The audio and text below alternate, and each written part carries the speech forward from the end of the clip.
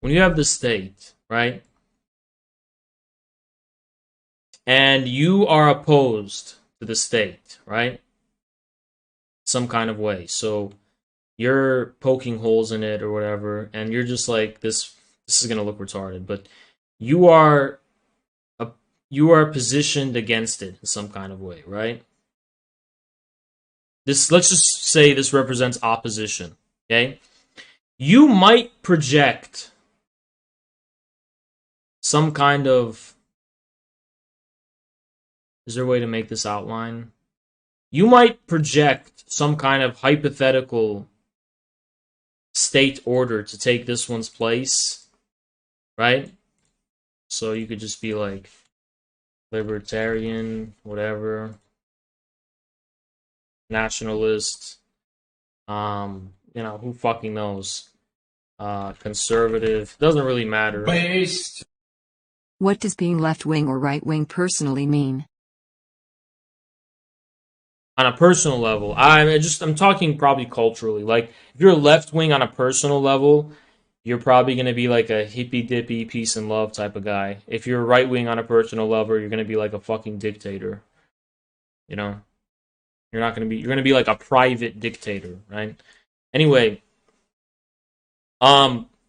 so these things in the imaginary that are projecting a replacement, that don't matter. These are not objective, right? It's not, when I coded in red here, it's not objective. All that's objectively happening in reality is that there is a state order that objectively exists, right? Objective. And these are all subjective.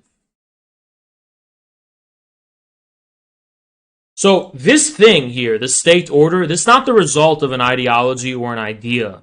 This is an objective status quo.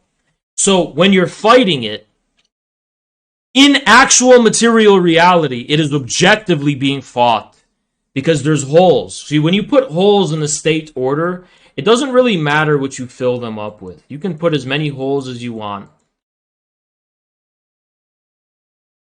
It doesn't matter what you want to fill them with. You're putting fucking holes in there, right? It's like somebody who's like, okay, I imagine that I'm going to make you a cyborg and I'm going to cut off your arm. It's like, I mean, you probably won't make me a cyborg, but you can definitely cut off my arm.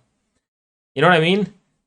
Like, I want to cut. Imagine you're in a room and someone has a chainsaw and they're like, I'm going to cut off your arm and replace it with an octopus tentacle.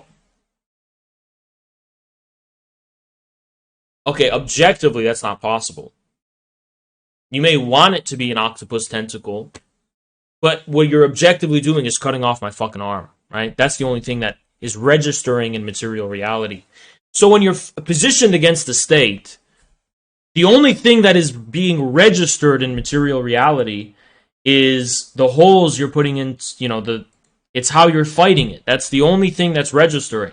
No one cares about your ideology. That has not been established in any objectively real way.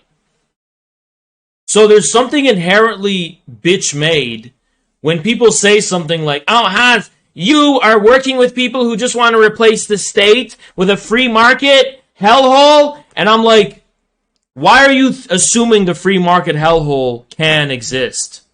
How has it proven its ability to exist? They're like, what about people who want to replace it with fascism, Hayes? And then I'm saying, okay, but that's not how fascism ever existed in reality. It didn't exist because it was putting holes in the state order. It existed because it was precisely the state's response to those holes. It took as its bedrock, and it's like DeSantis is where fascism is going to come from, not MAGA. DeSantis, where you take the establishment for granted and kind of use it as the premise with which to enact some kind of whatever change. I mean, like, that is DeSantis. That's what Hitler and Mussolini were more like. Hitler and Mussolini took for granted the military-industrial complex, the ruling class that existed in Germany and Italy, the institutions of the liberal state, they took them for granted. Even the civil society of liberalism, they took for granted. They merely curtailed rights. They didn't introduce any positive order that sublated the previous one. It was still just some emergency circumstance on top of the order that previously existed on an objective level. Okay? Now, people love to talk about economic systems specifically. So I'm going to spell this out because a lot of people have a hard time with this one, right? So let's do it.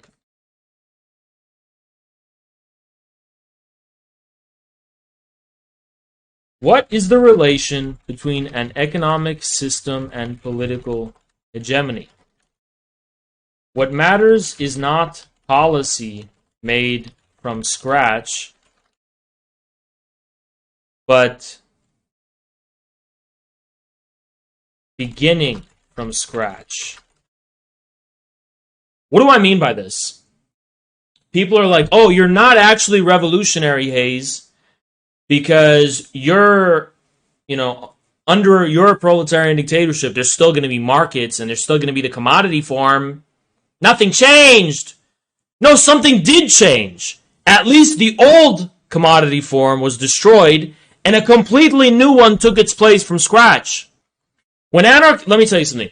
Anarchists always use this criticism. They always say something like, under the communism, nothing changed because they didn't abolish the state. Wait a second, retards. They did abolish the state and they replaced it with a new one. No, it's the new boss, same as the old boss. Oh, it's not the same as the old boss, though. It's a completely new boss. Is it still a boss? Yes. But that's what a revolution is. It's coming full circle. I'm calling your bluff, anarchist. Prove to me that there is no difference. There is. It makes all the fucking difference in the world. That's what moved world history. That's why the Second World War happened. That's why the Cold War happened. It made all the fucking difference in the world. It made a difference for history, maybe not to your ideological vision, because you can't notice the difference. There is a fucking difference. The difference is the objective form of power was actually overthrown and replaced. Meaning there is nothing in the Soviet Union institutionally or structurally or by way of a certain social class or ruling class formation that tied the Bolsheviks down to the old status quo. That takes balls. When you're a pussy, you are going to bow down to powers that be. When you're Ron DeSantis, you're getting money from Sheldon Adelson, and you're getting money from all these other lobbyists, and you're getting money from the ruling class and Wall Street. And those are the people supporting you. So you have strings attached to you. It takes balls to do anything from scratch. It's not the fucking same. Because the difference is, if I become dictator of America and I destroy the old ruling class and have a free market in America or whatever, a market system of some kind that begins from scratch from year zero,